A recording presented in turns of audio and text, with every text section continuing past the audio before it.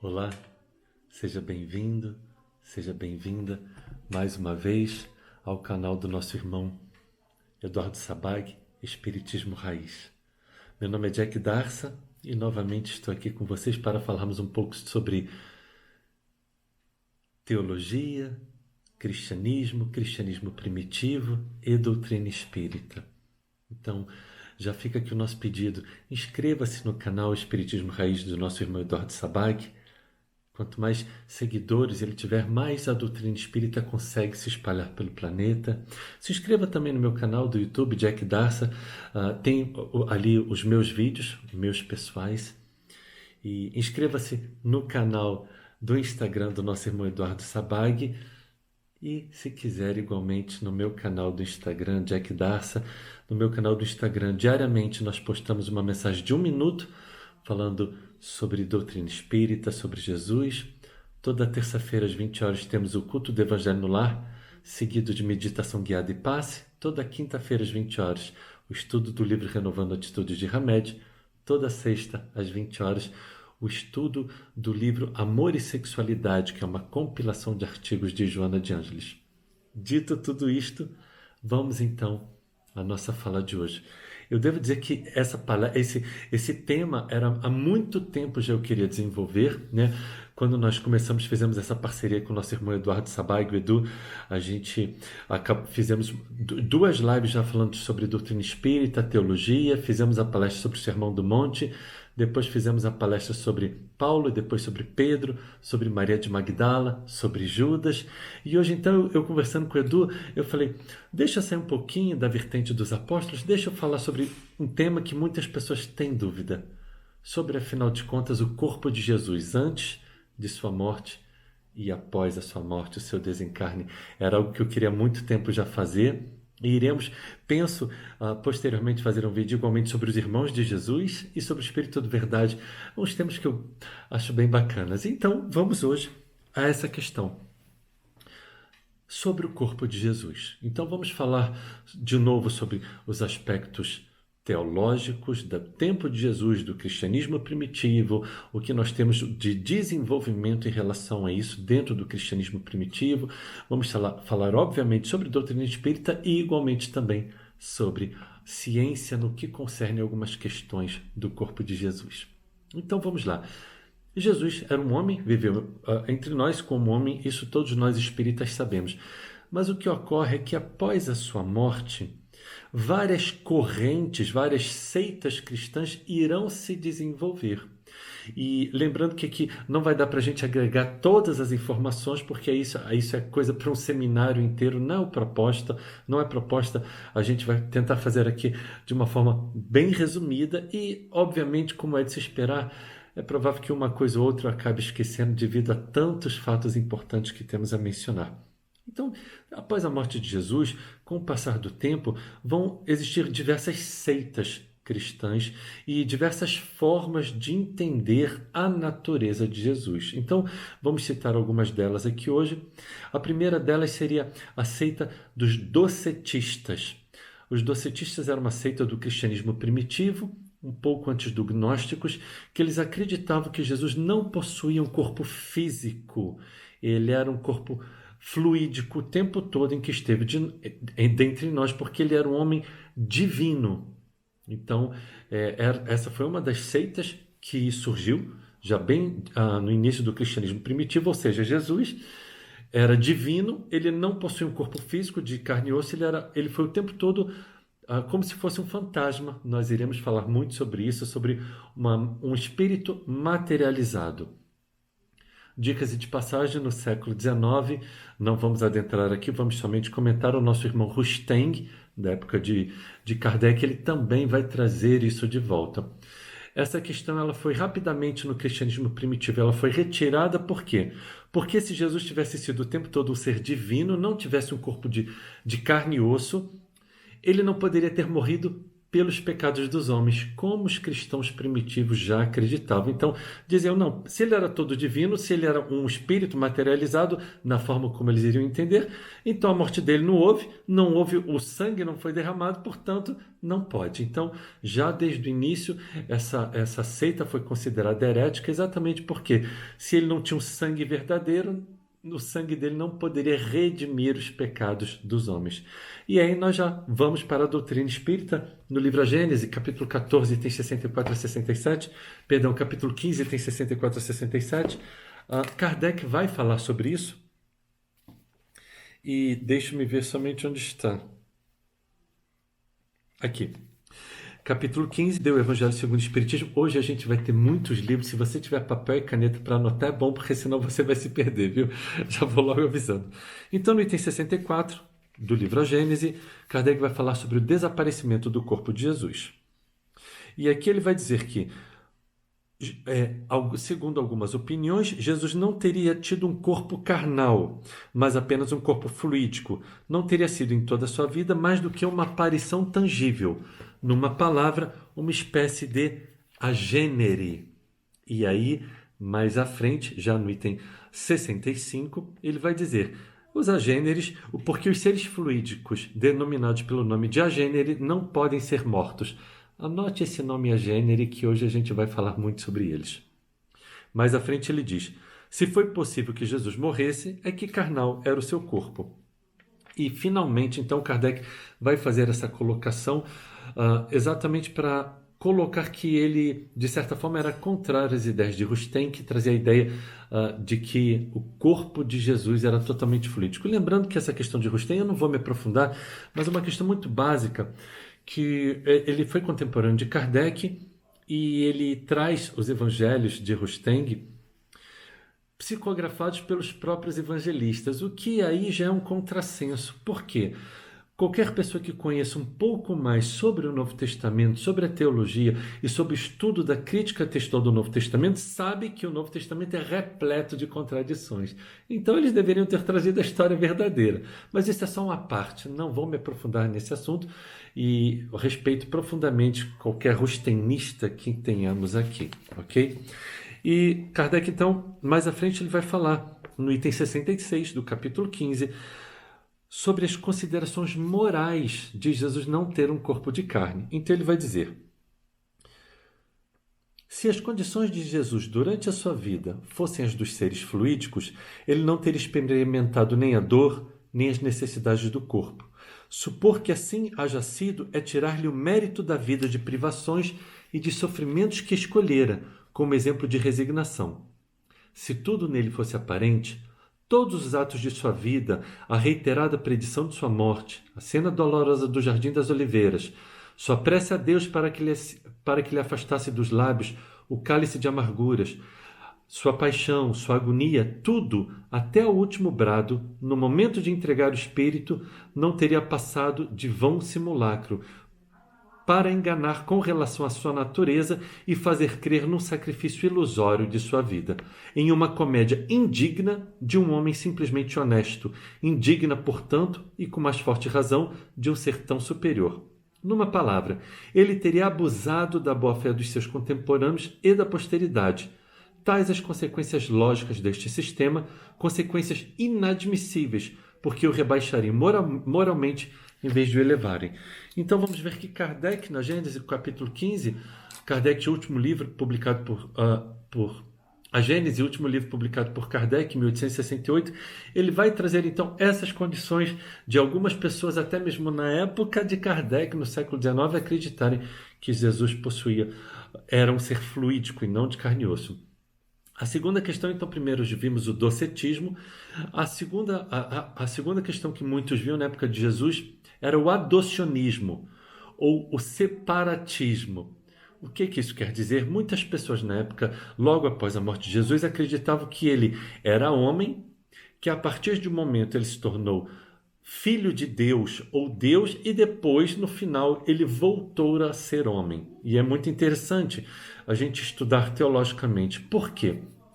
Vamos ver que no Evangelho segundo Marcos, capítulo 2, versículo 11, Marcos, teologicamente falando, ele é o primeiro evangelho formatado. Sabemos que as anotações de Levi, Mateus, ele escreveu coisas sobre Jesus, as famosas anotações de Levi, que estão retratadas no livro Paulo Estevão e também por Pápias, um dos primeiros pais da igreja do século II. No entanto, o primeiro evangelho completamente formatado, segundo a crítica textual do Novo Testamento, é o Evangelho segundo Marcos, que foi escrito pelos idos de 65 da nossa era, Mateus e Marcos pelos idos de 75, João pelos idos de 90 a 95. Então, no primeiro evangelho, Jesus, as pessoas se baseiam principalmente nisso, que no momento em que ele é batizado por João, vem uma voz do céu e diz: Tu és meu filho em que me comprazo, fazendo referência ao Salmo 2,7. Tu és meu filho, eu hoje te gerei. Então as pessoas dizem que Jesus, durante toda a vida dele, até o momento que ele é batizado por João, ele era um homem comum. A partir do momento que ele é batizado por João, ele se torna o Messias. Olha como vai sendo desenvolvido. Então, para Marcos, Jesus ele se torna um ser especial somente após o batismo. Mateus e Lucas, escritos 10 anos depois, têm uma outra visão. Mateus e Lucas, qual é a proposta deles?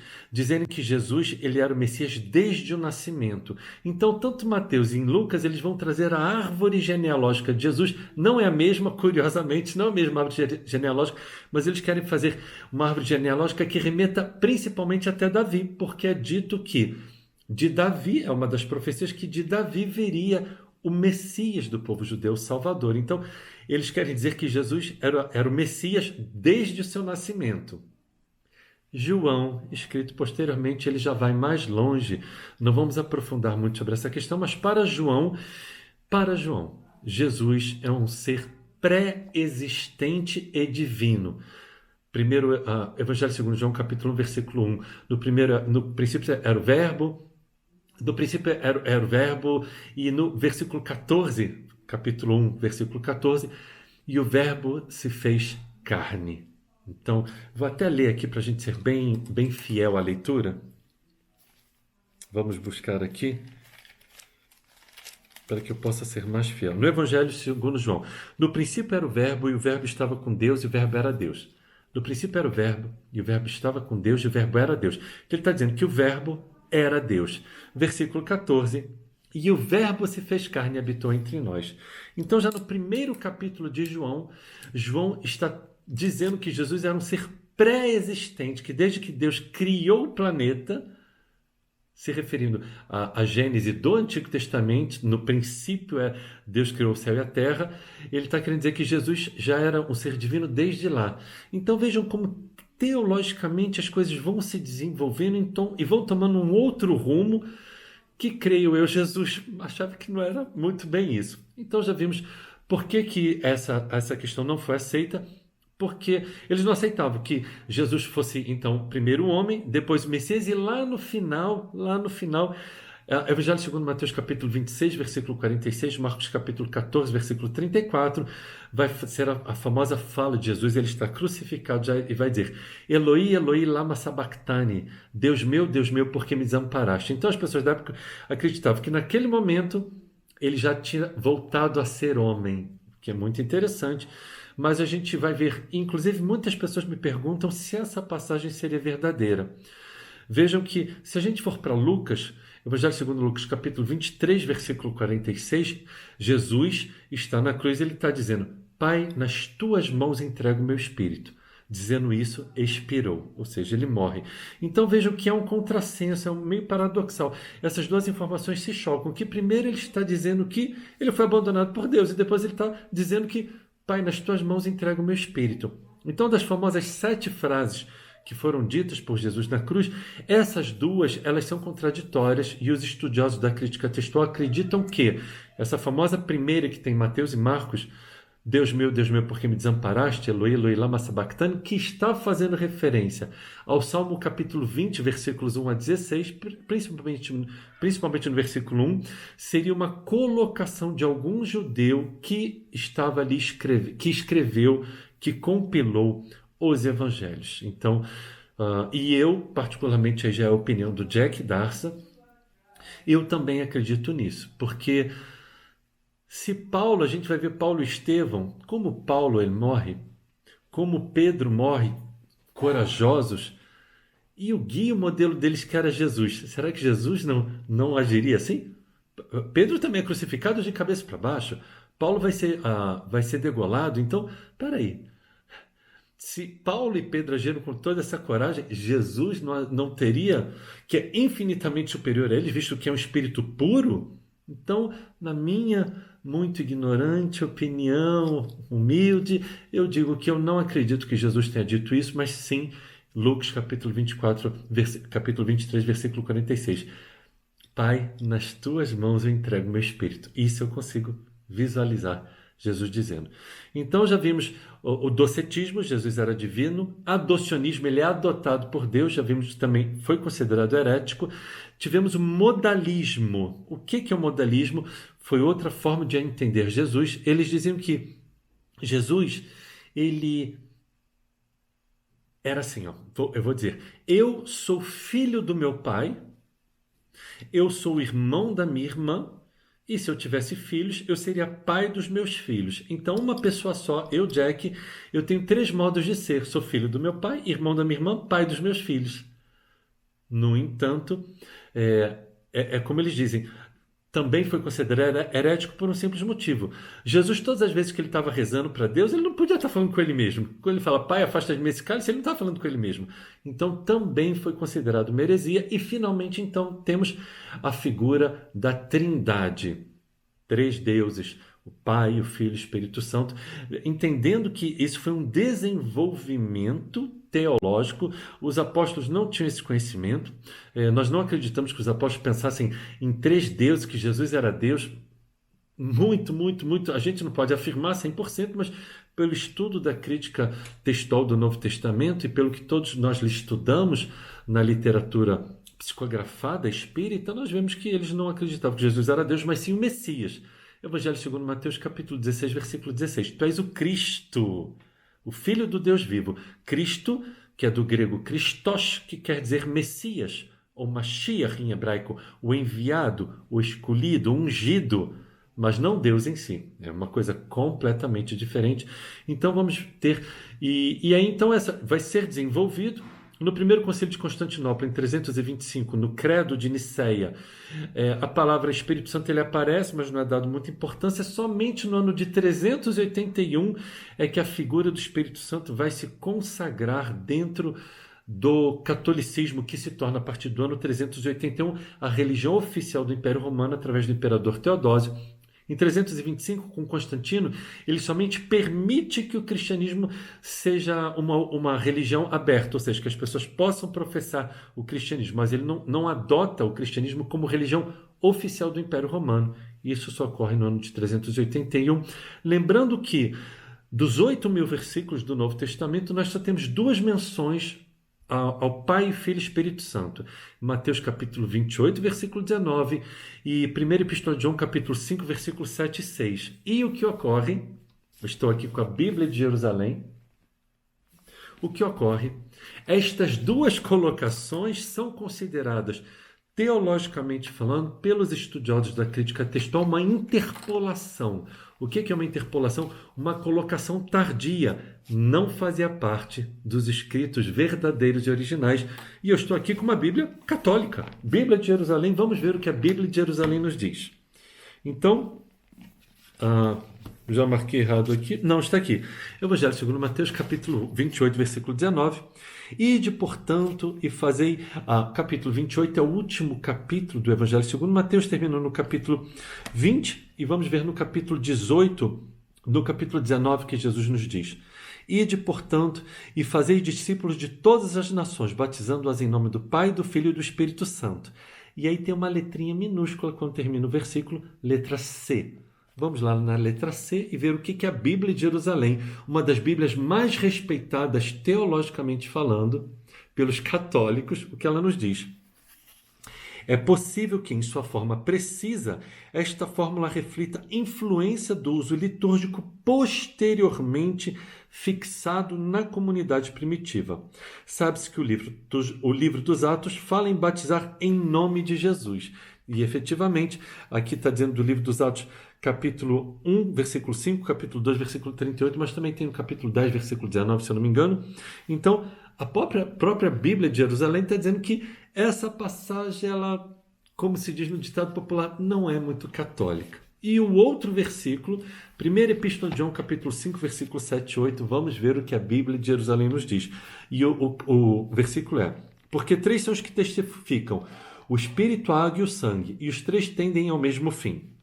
E aí, no final, tem uma letrinha, de novo, letra E. Olha o que a Bíblia católica nos diz. O texto dos versículos 7 e 8, exatamente esse que eu acabei de ler, é acrescido na Vulgata de um inciso ausente dos antigos manuscritos gregos, das antigas versões e das melhores traduções da Vulgata, o qual parece ser uma glossa marginal, uma interpolação introduzida posteriormente no texto. Ou seja, nós vamos ver que e é com imenso respeito que eu digo, as pessoas não estudam. Então nós vemos aqui que a própria Bíblia está dizendo que os únicos 2 versículos, dos mais de 8.000 versículos em que se fala sobre Pai, Filho e Espírito Santo, a própria Bíblia está dizendo que não é bem assim a história. Então, só para a gente entender que efetivamente não é bem assim a história, nós vamos ver que os apóstolos batizavam em nome de Jesus, ok? Então tivemos aí docetismo, adocionismo, modalismo e trinitarismo, eram as 4 principais, né? Não tem como a gente colocar tudo, porque ia ter 5 horas de vídeo aqui. Então, das principais visões que as pessoas tinham de Jesus, do corpo dele em vida. E agora nós temos a questão: Jesus morre. E aí temos o desaparecimento do corpo. E igualmente para o desaparecimento do corpo, nós temos várias suposições. A primeira das suposições é que a família de Jesus simplesmente teria pego o corpo de noite ou no final de semana e levado embora. O que é algo completamente... Essas hipóteses que eu vou citar agora, por mais absurdas que pareça, elas existiram nas teorias conspiratórias de todos os tempos. E é um absurdo por quê? Porque Maria estava com os apóstolos. A mãe de Jesus estava ali. Então, simplesmente, quem teria levado o corpo e para onde? Por que eles não diriam para os discípulos ou para os apóstolos? Então, essa é uma afirmativa, é uma teoria completamente absurda. Segunda teoria que muitos falam, eles foram... As mulheres que foram pela manhã de domingo para terminar o sepultamento de Jesus foram no túmulo errado. O que também tinha passado 2 dias, elas não sabiam mais onde era o túmulo, então é algo que não cabe. Pedro e João logo em seguida vão, então ninguém fala, não, olha, a gente está no túmulo errado, ninguém fala isso, né? A terceira hipótese que muitos dizem é que os apóstolos teriam roubado, isso foi muito discutido, muito debatido e muito divulgado, que os apóstolos teriam roubado o corpo de Jesus para falar que ele havia ressuscitado. Teologicamente falando, isto também não tem lógica por um simples fato. Quando Jesus morre, os apóstolos se escondem. Pedro nega Jesus 3 vezes. Eles ficam escondidos. E depois que tem o surgimento, quando eles veem vamos seguir agora já sobre o aparecimento, as aparições de Jesus. Pedro, Atos dos Apóstolos, capítulo 4, versículo 19, capítulo 5, versículo 29, ele prega desassombradamente, sem ter medo mais da morte. Tanto que vão prender Pedro, vão falar, a gente vai matar você como matou seu líder. E ele vai dizer mais ou menos a mesma história nessas 2 partes. Ele vai responder mais ou menos a mesma coisa. Pergunta é a vós se devo ouvir antes a voz de Deus ou a vossa. Então, pronto. Se eles tivessem roubado o corpo para fazer um teatro, Pedro não teria se expondo assim, ele teria fugido. Simples assim.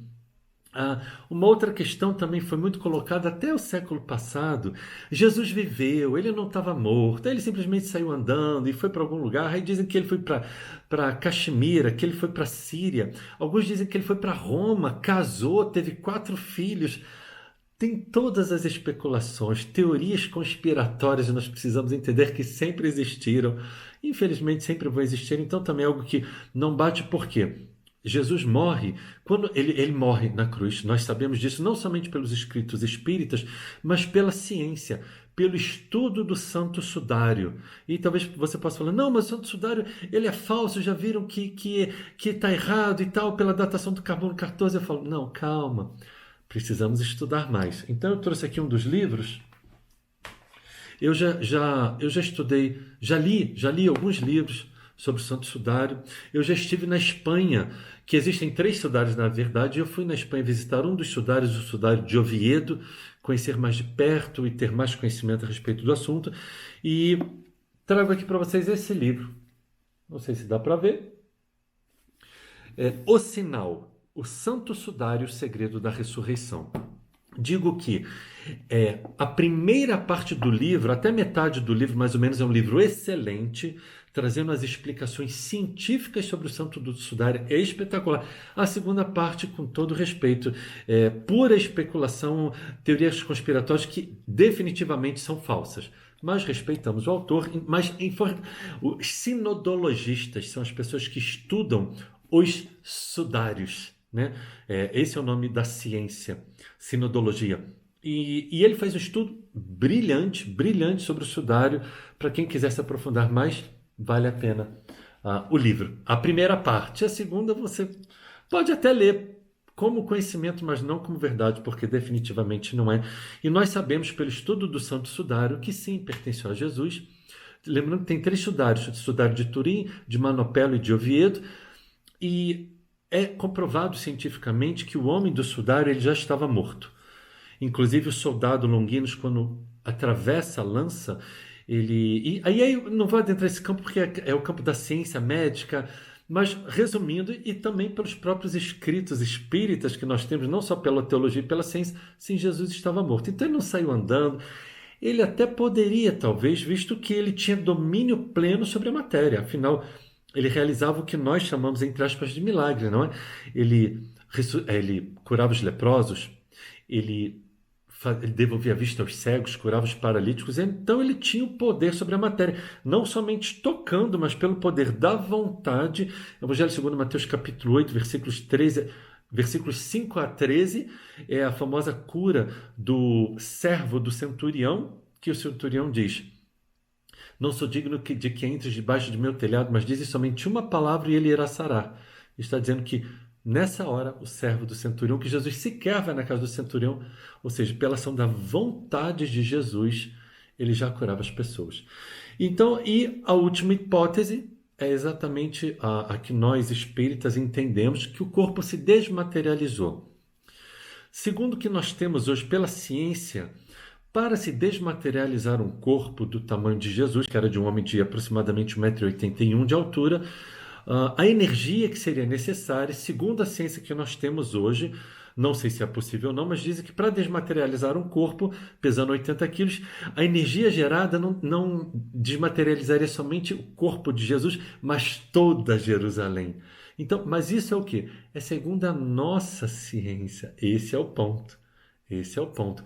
A questão é que nós sabemos que os espíritos eles têm domínio sobre a matéria. Quanto mais evoluído o espírito, mais ele tem domínio sobre a matéria. Então, se nós sabemos de espíritos superiores que eles presidiram ao próprio desencarne, lembrando que morte e desencarne são coisas separadas, ou seja, morte do corpo físico, morte cerebral e coração para de bater. Desencarne quando o perispírito é feito o desprendimento, o desenlace dos laços fluídicos que prendem o perispírito ao corpo, perispírito envoltório da alma, não é? Então nós vamos ver que se nós temos dentro da doutrina espírita a literatura dizendo que muitos espíritos presidiram ao desenlace do seu próprio corpo, o que não dizer de Jesus? Então sim, a hipótese que todos nós acreditamos é que ele se desmaterializou seu corpo físico.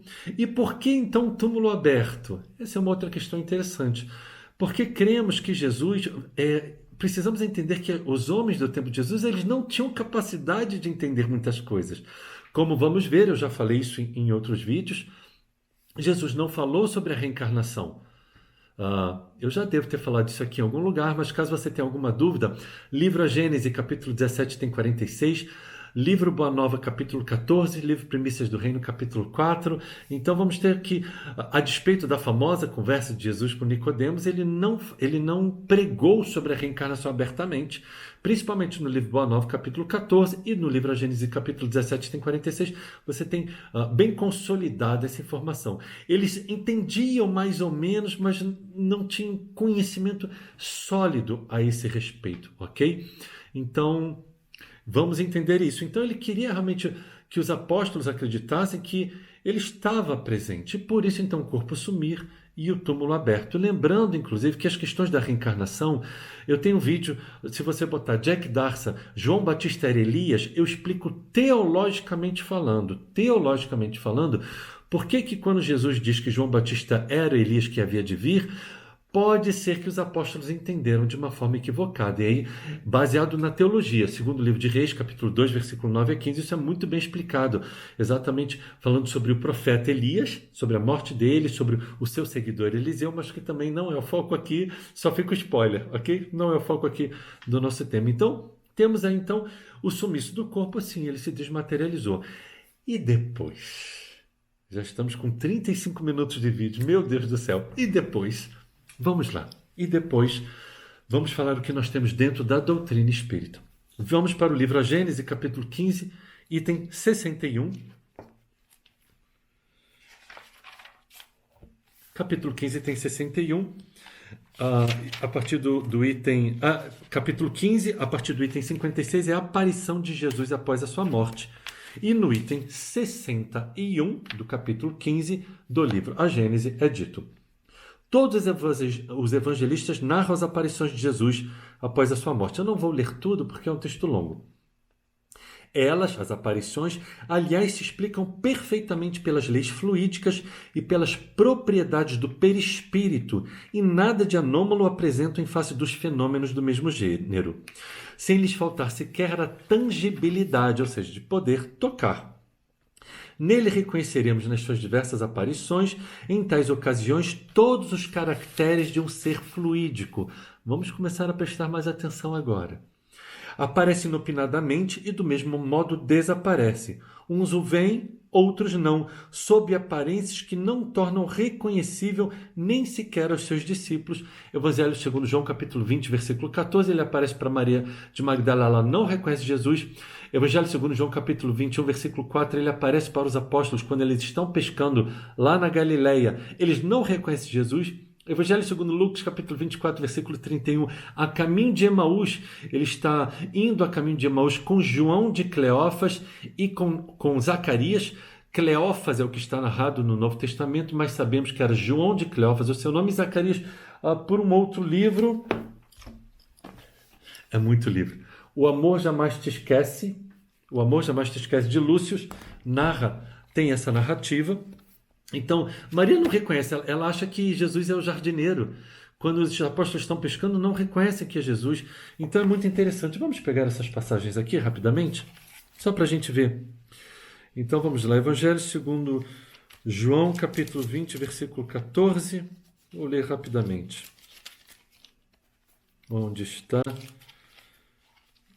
Vocês veem que de vez em quando eu uso o meu livrinho pequeno, de vez em quando a Bíblia de Jerusalém, porque a Bíblia de Jerusalém tem os comentários.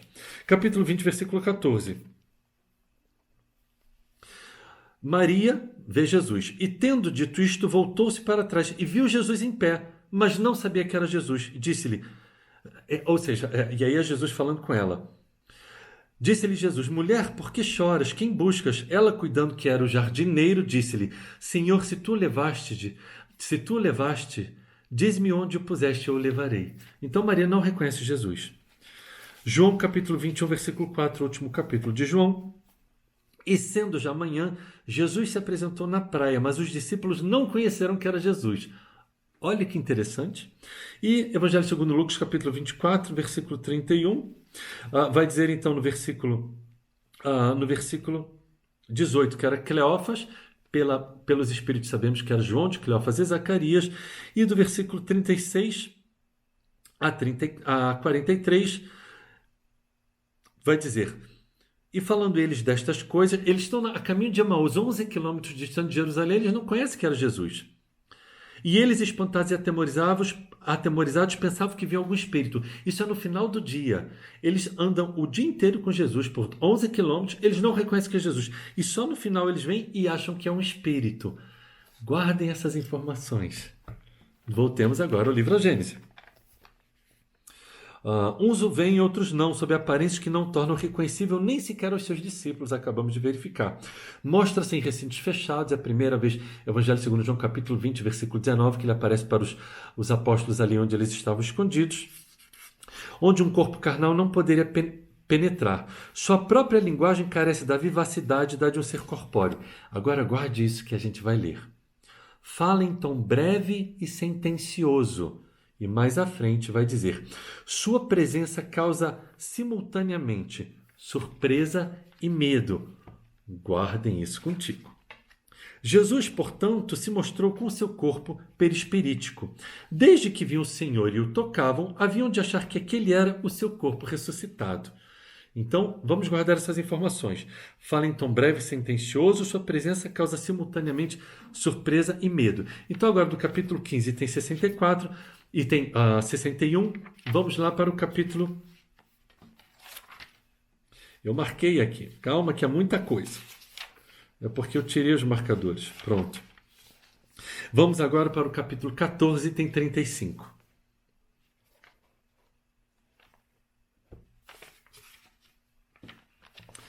Item 14 e tem 35 aqui. Aparições, transfigurações. Capítulo 14 do livro dos Médiuns. O perispírito, em certos casos, pode, por ato de sua vontade, fazê-lo passar por uma modificação molecular que o torna momentaneamente visível. É assim que se produzem as aparições. Não vou ler o texto todo, somente algumas passagens. Conforme o grau de condensação do fluido perispirítico, a aparição é às vezes vaga e vaporosa. Por isso, talvez que a Maria e os apóstolos não reconheceram no momento ele. Doutras vezes parece mais nitidamente definida. Doutras, enfim, com todas as aparências da matéria tangível. Pode mesmo chegar até a tangibilidade real, ao ponto de o observador se enganar com relação à natureza do ser que tem diante de si. As aparições tangíveis, já é o item agora 36, ele vai falar sobre as aparições tangíveis. E as aparições tangíveis, ele diz: tal o caráter dos agêneres com os quais se pode confabular sem suspeitar de que eles o sejam. Guardem então essa palavra também, agênere. Ao demais, denotam sempre em suas atitudes qualquer coisa de estranho e de insólito. Se lembram que nós falamos há pouco aqui, Kardec vai escrever sobre o desaparecimento, sobre as aparições de Jesus? Está uma confusão aqui esses meus marcadores. Que ele vai dizer: fala em tom breve e sentencioso, sua presença causa simultaneamente surpresa e medo. Livro dos Médiuns, capítulo 15, tem 61 sobre as aparições de Jesus. E aqui ele vai falar sobre os agêneres, que é já no capítulo 14, tem 36. A linguagem breve e quase sempre sentenciosa. A aproximação deles causa uma sensação singular, indefinível, de surpresa, que inspira uma espécie de temor. Reconheceram? Conseguiram identificar? Aqui ele fala que Jesus fala em tom breve e sentencioso. E aqui, a linguagem breve e quase sempre sentenciosa. Mais à frente, sobre a aparição do corpo de Jesus. Sua presença causa simultaneamente surpresa e medo. E quando ele vai falar sobre as aparições tangíveis, os agêneres. A aproximação deles causa e inspira a surpresa e uma espécie de temor. Interessante? Muito, muito interessante. E aí vamos ver então como os apóstolos, o que os apóstolos pensavam sobre isso, sobre as aparições de Jesus. Existe em teologia, na primeira carta aos Coríntios, capítulo 15, é o famoso, em teologia, conhecido como o capítulo da ressurreição. E Paulo vai falar sobre a ressurreição de Jesus, sobre as aparições de Jesus. Para variar, eu não marquei, mas a gente vai achar aqui. Ele vai falar o seguinte: semeia-se corpo natural, ressuscita-se corpo espiritual, no versículo 44. Ou seja, semeia-se corpo natural, nasce o corpo de carne, ressuscita-se corpo espiritual. É Paulo dizendo, fundador do cristianismo. E no versículo 50, para a gente não perder muito tempo, ele vai dizer que a carne e o sangue não podem adentrar o reino de Deus, porque as pessoas diziam que Jesus subiu para os céus no seu corpo de carne, mas Paulo está dizendo que a carne e o sangue não podem entrar no reino de Deus. Para a gente ver como tem contradição teológica nesse nosso mundo. É impressionante, mas o que ocorre? Falta estudo. né? Falta estudo. Efetivamente, as pessoas simplesmente acreditam no que é dito sem, por exemplo, definir e buscar pesquisar se é verdadeiro ou não. E temos várias outras passagens sobre as contradições que temos, mas também não é o nosso foco porque o tempo está correndo. Então vamos ver que Paulo, ele está dizendo que as aparições de Jesus foram em espírito. E a gente falou há pouco, Kardec vai falar no livro dos Médios sobre, no livro A Gênese, última publicação de 1868, sobre os agêneres. Vamos entender o que é os agêneres? Vamos para o livro dos Médios. O livro dos Médios, ele é de 1860 e calma que eu também vou falar sobre a revista espírita. Calma, vou falar, vamos chegar lá. Então, no livro dos Médios, no último capítulo, capítulo 32, vocabulário espírita. Agênere é o primeiro vocábulo. Variedade de aparição tangível. Estado de certos espíritos que podem revestir momentaneamente as formas de uma pessoa viva a ponto de produzir completa ilusão. Por que variedade de aparição tangível? Porque Kardec vai dizer que a bicorporeidade é uma outra, como ele diz, é uma outra variedade de aparição tangível. A bicorporeidade, eu estou aqui e apareço materializado em outro lugar, então também é uma aparição tangível. Então vamos ver que essa é a definição de agênere, ou seja, um espírito que se materializa a ponto de todos acreditarem que ele é um ser encarnado. E agora vamos lá, também no livro dos Médios, entender um pouco mais sobre aparições e agêneres. Segunda parte de O Livro dos Médios, capítulo 6, item 26. Os espíritos que aparecem são sempre inacessíveis ao tato e não podemos pegá-los? Aí, não vou ler a resposta toda, mas está dizendo que pode mesmo, em alguns casos, tornar-se momentaneamente tangíveis. Livro dos Médios, segunda parte, capítulo 6, item 26. E agora vamos lá para o item 104 do mesmo capítulo. O espírito que deseja ou pode aparecer reveste algumas vezes uma forma ainda mais nítida, com todas as aparências de um corpo sólido, a ponto de dar uma ilusão perfeita e fazer crer que se trata de um ser corpóreo. Em alguns casos e dentro de certas circunstâncias, a tangibilidade pode tornar-se real, o que quer dizer que podemos tocar, palpar, sentir a resistência e o calor de um corpo vivo, o que não impede a aparição de se desvanecer com a rapidez de um relâmpago. Nesses casos, já não é só pelos olhos que se verifica a presença, mas também pelo tato. E agora vamos então mais à frente, já dessa vez no capítulo 7, item 125. Kardec volta a falar sobre os agêneres. É uma variedade de aparições tangíveis. De novo, variedade. É uma condição em que certos espíritos podem revestir momentaneamente as formas de uma pessoa viva a ponto de produzir perfeita ilusão. Ok? E agora, finalmente, vamos para o primeiro momento em que Kardec vai falar sobre os agêneres. Kardec, durante 13 anos, publicou a Revista Espírita, e já na Revista Espírita de 1859, na sua edição de fevereiro, Kardec vai falar sobre os agêneres. É um tal de tira e bota óculos, é que eu não gosto de óculos. Quem assiste as minhas lives, eu faço geralmente sem óculos. E agêneres. Vamos ver o que Kardec... Eu só separei algumas partes. Um espírito estenda essa aparência de se tornar tangível a todas as partes do corpo, creeríamos ver um ser semelhante a nós, agindo como nós, ao passo que isso não seria senão um vapor momentaneamente solidificado. Um espírito cujo corpo todo fosse assim visível e palpável teria para nós todas as aparências de um ser humano e poderia falar conosco, sentar-se em nosso lar como uma pessoa qualquer, porque para nós seria um dos nossos semelhantes. Vamos ver que Jesus ele vai se alimentar igualmente, a gente vai falar isso já já. A Sociedade Parisiense de Estudos Espíritas chama-os de agêneres. É a primeira vez que surge esta palavra em 1859, 1860, Livro dos Médios, e mais tarde, em 1868, no livro A Gênese. O agênere, propriamente dito, não revela sua natureza, e não é aos nossos olhos senão um homem comum. Sua aparição corporal pode, se for preciso, ter longa duração para poder estabelecer relações sociais com um ou vários indivíduos.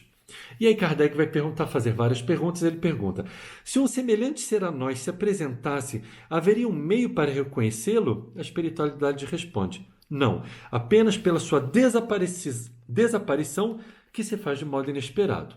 Essa é a questão 8. Na questão 10. Nesse estado podem tornar-se visíveis ou invisíveis à vontade? Sim, uma vez que poderão desaparecer quando quiserem. Aí na pergunta 13, Kardec vai falar sobre um outro fenômeno de aparição tangível, que é a bicorporeidade. Ele vai narrar um fato de um jovem que existia em outro lugar e ele vai aparecer em um outro lugar comendo com os amigos. E ele vai dizer: o jovem de Londres não tinha um corpo real e todavia almoçou com os amigos. É algo que surgiu na Revista Espírita de dezembro de 1858. Almoçou com os amigos e lhes apertou a mão. Em que se tornou a alimentação ingerida? E eles vão dizer a espiritualidade: era, pois, uma aparência. Ocorria o mesmo com o alimento que parecia ingerir. Por que eu estou trazendo isso? Porque no Evangelho segundo Lucas, capítulo 24, versículo 34 a 37... É isso? Eu acho que é.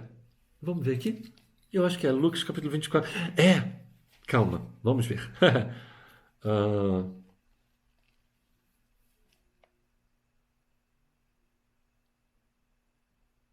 Isso. Ele está justamente com Zacarias e com João de Cleófas. Eles estavam a caminho de Emaús, passaram o dia inteiro, não reconheceram Jesus, vão passar a noite juntos. E aqui está dizendo: então eles apresentaram-lhe parte de um peixe assado em um favo de mel, o que ele tomou e comeu diante deles. Evangelho segundo Lucas, capítulo 24, versículo 43. Então, dos versículos 34 a 47 a toda essa passagem, e dos versículos 37 a 43 a essa passagem, e no versículo 43, então, está dizendo que Jesus comeu. E a espiritualidade vai dizer: não comeu. Ele fez como se fosse a aparência, ele efetivamente não tinha comido. E, finalmente, então, para nós terminarmos, já estamos com 52 minutos de vídeo, nós vamos narrar aqui o que, para mim, eu particularmente considero, depois da sua aparição junto aos apóstolos, no cenáculo onde eles estavam escondidos, a passagem mais famosa da aparição de Jesus. Então, hoje, nós falamos sobre como os cristãos primitivos entendiam o corpo de Jesus, as diversas modalidades. Depois vimos o que houve com o sumiço do corpo. E agora vimos as aparições de Jesus. E aí você pode perguntar: peraí, Jack, você está afirmando que Jesus, quando teve as suas aparições, era um agênere? Não. Eu estou afirmando que Kardec disse que um ser, uma modalidade de um espírito aparecer com tangibilidade, ele chama de agênere. É isso que eu estou dizendo. É o que nós lemos. Então, por isso que eu falei que precisava de papel e caneta para você pesquisar e verificar. Evangelho segundo o Espiritismo, capítulo 21, item 10, passe tudo pelo crivo da razão, tudo que eu disse aqui. E vamos terminar, então, com o livro Boa Nova, capítulo 30. Antes de terminar, se você gostou, divulgue, compartilhe, deixe seu like. Infelizmente, hoje em dia, eu não vejo mais os comentários do YouTube, nem dos vídeos que eu posto, meus lá das minhas lives, das outras palestras e outras casas, nem dos vídeos que estão aqui no canal do nosso irmão Edu. Mas caso você tenha alguma dúvida, me segue lá no Instagram, Jack Darsa, me manda mensagem no direct, que na medida do possível, eu sempre falo isso nas minhas lives, na medida do possível eu vou respondendo a todos. Eu gasto horas por dia respondendo todas as pessoas, mas tenho conseguido, ok? E então, se você gostou, divulgue, compartilhe, deixe o seu like. É muito importante porque aí o canal do Edu cresce e aí a doutrina espírita pode se espalhar ainda com mais força pelo mundo. Então, vamos ao que eu considero a aparição mais impressionante do Cristo. Capítulo 30 do livro Boa Nova. Maria de Nazaré. Só vou ler uma parte do capítulo, não vou ler tudo.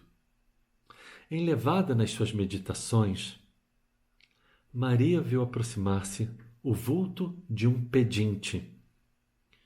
Minha mãe, exclamou o recém-chegado, como tantos outros que recorriam ao seu carinho, venho fazer-te companhia e receber a tua bênção. Maternalmente, ela o convidou a entrar, impressionado com aquela voz que lhe inspirava profunda simpatia. O peregrino, lhe falou do céu, confortando-a delicadamente. Comentou as bem-aventuranças divinas que aguardam a todos os devotados e sinceros filhos de Deus, dando a entender que lhe compreendia as mais ternas saudades do coração. Maria sentiu-se empolgada por tocante surpresa. Que mendigo seria aquele que lhe acalmava as dores secretas da alma saudosa, com bálsamos tão dulçorosos? Nenhum lhe surgira até então para dar. Era sempre para pedir alguma coisa. No entanto, aquele viandante desconhecido lhe derramava no íntimo as mais santas consolações. Onde ouvira noutros tempos aquela voz meiga e carinhosa? Que emoções eram aquelas que lhe faziam pulsar o coração de tanta carícia? Seus olhos se umedeceram de ventura, sem que conseguisse explicar a razão de sua terna emotividade. Foi quando o hóspede anônimo lhe estendeu as mãos generosas e lhe falou com profundo acento de amor. Minha mãe, venha aos meus braços. Nesse instante, fitou as mãos nobres que se lhe ofereciam em um gesto da mais bela ternura. Tomada de comoção profunda, viu nelas duas chagas, como as que seu filho revelava na cruz. Instintivamente, dirigindo o olhar ansioso para os pés do peregrino amigo, divisou também aí as úlceras causadas pelos cravos do suplício. Não pôde mais. Compreendendo a visita amorosa que Deus lhe enviava ao coração, bradou com infinita alegria: meu filho, meu filho.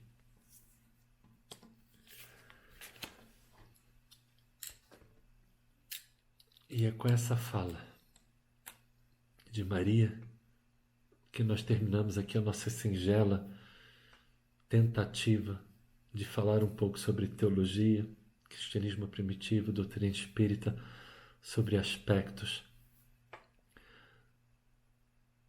do corpo de Jesus enquanto estava vivo e após, nas suas aparições como um espírito tangível. Gratidão imensa pela atenção de cada um de vocês e até o nosso próximo vídeo aqui no canal do nosso irmão Eduardo Sabag, e eu deixando aqui meu agradecimento profundo a ele pela oportunidade que ele nos dá. Gratidão imensa. Muita paz.